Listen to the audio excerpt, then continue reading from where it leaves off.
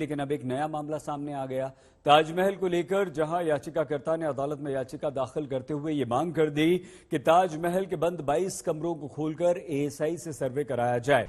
विवादों की रेलगाड़ी सिर्फ वाराणसी तक ही नहीं रुकी है, बल्कि वो आगरा भी जा पहुंची है। बीजेपी के अयोध्या के मीडिया प्रभारी डॉक्टर रजनीश सिंह ने हाईकोर्ट की लखनऊ बेंच में याचिका दाखिल करते हुए ताजमहल के 22 बंद कमरों को खोलकर उसका एएसआई से सर्वे कराने की मांग की है। ताजमहल पे रेड करने का विचार इसलिए है क्योंकि अब देश और हिंदू मुसलमान नहीं झेल सकता है। ताजमहल के उन्हीं 22 कमरों के पीछे हिंदू धर्मगुरु कहते हैं वो शिव मंदिर है, मुस्लिम कहते हैं कि इबादत गाह है। और अब देश में तमाम इससे पीछे आपने देखा होगा हिंदू मुस्लिम बहुत हुआ। 22 मैंने आरटीआई लगाई, आरटीआई से भी मुझको संतोषजनक जवाब नहीं मिला। बताया गया कि वो 22 कमरे सुरक्षा कारणों से बंद है। तब मैंने माननीय न्यायालय का सहारा लिया और माननीय न्यायालय से यही मांग की कि इन 22 कमरों को खोल दीजिए, कमेटी गठित कर दीजिए, इसकी वीडियोग्राफी करा दीजिए, जो भी फाइंडिंग आए उसको जो है पब्लिक डोमेन में कर दीजिए ताकि ये विवाद सदा सदा के लिए खत्म हो जाए। याचिकाकर्ता का दावा है कि ताजमहल के बंद कमरों में हिंदू देवी देवताओं के साक्ष्य बंद है।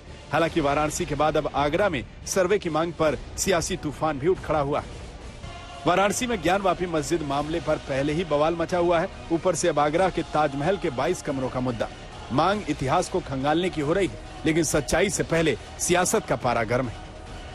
वो मोहब्बत की निशानी जिसे देखने के लिए पूरी दुनिया के लोग आते हैं, क्या वहां भी मूर्तियां हैं? क्या राकेश जी, पर क्या एक पक्ष है जो ताजमहल के बंद कमरों को खुलवाकर सर्वे करवाना चाहता है?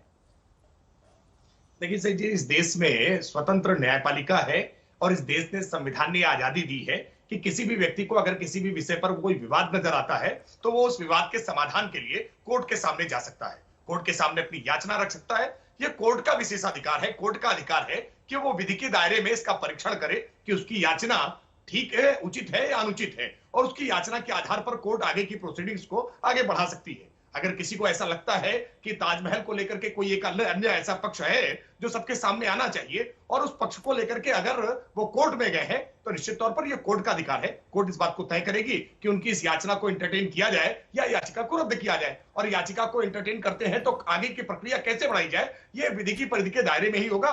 देश में स्वतंत्र न्यायपालिका है, इस बात को लेकर के किसी प्रकार की कोई घबराहट नहीं होनी चाहिए। जो कुछ भी होगा वो विधि सम्मत तरीके से होगा, कानून के दायरे में होगा, संविधान के अनुरूप होगा चाहिए। डॉक्टर रजनीश सिंह, डॉक्टर साहब, क्या याचिका है आपकी? क्या चाहते हैं आप? क्या आप अदालत का हस्तक्षेप चाहते हैं? जी नमस्कार।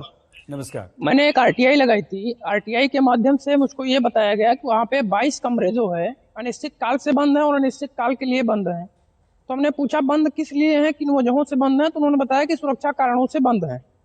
तो ताजमहल जो कि पर्यटन के लिए पूरा खुला हुआ है, वहां पे सुरक्षा का ऐसा कौन सा कारण है जिससे कि वो बंद है?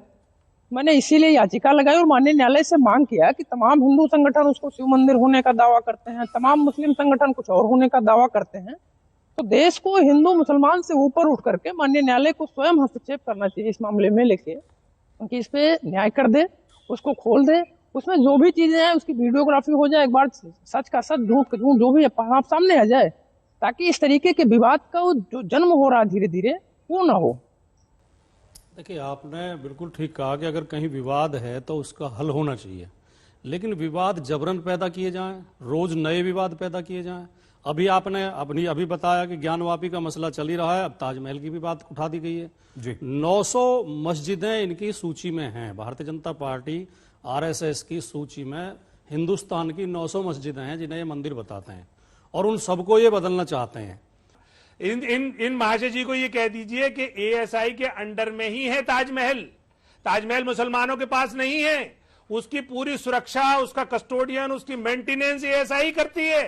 तो जब भारत सरकार की एएसआई है तो भारत सरकार ही बता देगी उसके अंदर क्या है। कि ताजमहल जो है, जो पत्थर लगा हुआ है, वो आर्किटेक्ट जो है हिंदुस्तान के नहीं थे उस जमाने में भी, ईरान से आर्किटेक्ट आए थे। वो पत्थर भी ईरान से आया था।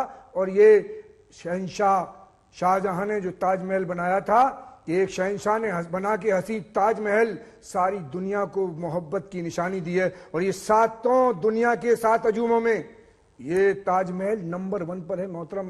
क्या अगर कुछ गलत हुआ है पहले और उसको अगर रेक्टिफाई करने का प्रयास किया जा रहा है, और वो भी विधिक तरीके से किया जा रहा है, कोई मनमाने तरीके से नहीं, जोर दबाव से नहीं है, ठीक है। झंडे के जोर पर नहीं है, बहुमत के जोर पे नहीं है, सत्ता के दम पर नहीं है।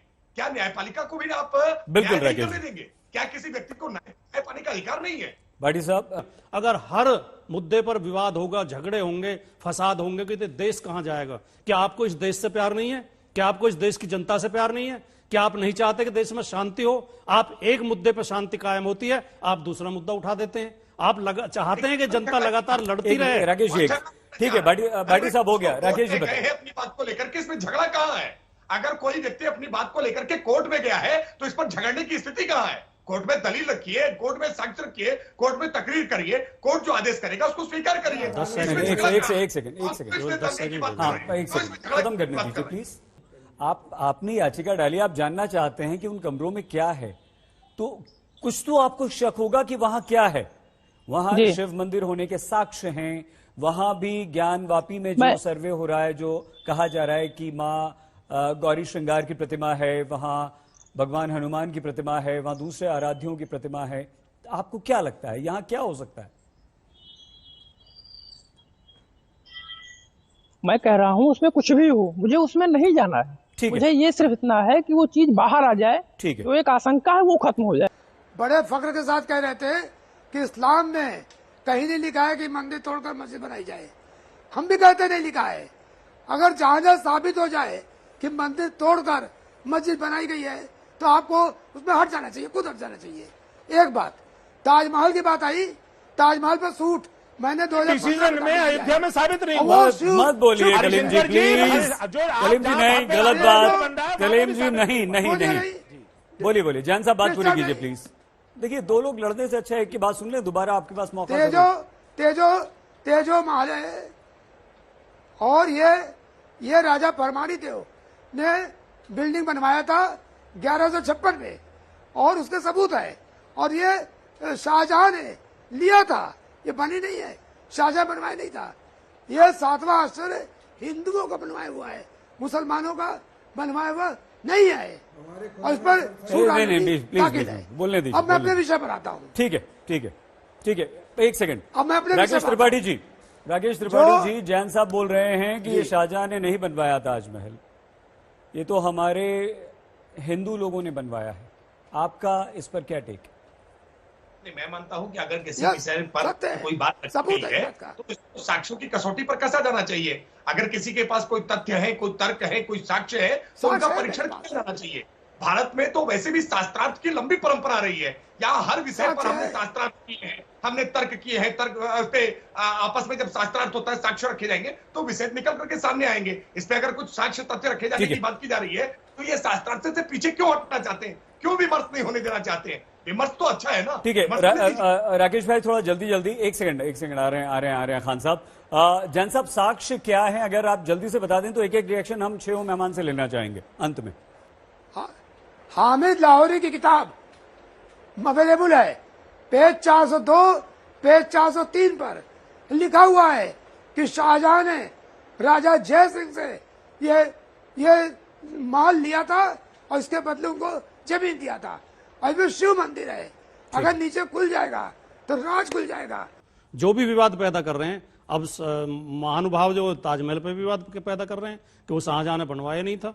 पूरी दुनिया में तो ये पढ़ाया जाता है और ये लिखा हुआ है, इतिहास में दर्ज है कि शाहजहां ने ताजमहल अपनी बेगम की याद में बनवाया था। अब ये नए नए बेहुदे तर्क लेके आएंगे और इनके ऊपर देश का कितना नुकसान होगा ये सोचता ही नहीं है। देखिए, बहुत स्पष्ट कहना चाहता हूं कि कोर्ट में जाने का अधिकार संवैधानिक अधिकार है जी। कोर्ट में जाने से का विरोध नहीं कर सकते। अगर विरोध करते हैं तो संविधान की मूल भावना पर आप आघात करते हैं। अगर रही सम्मान की बात, तो देश की जो संसद है उसका सम्मान आपने किया था जब सीए के लिए पूरा आपने आंदोलन कर दिया था।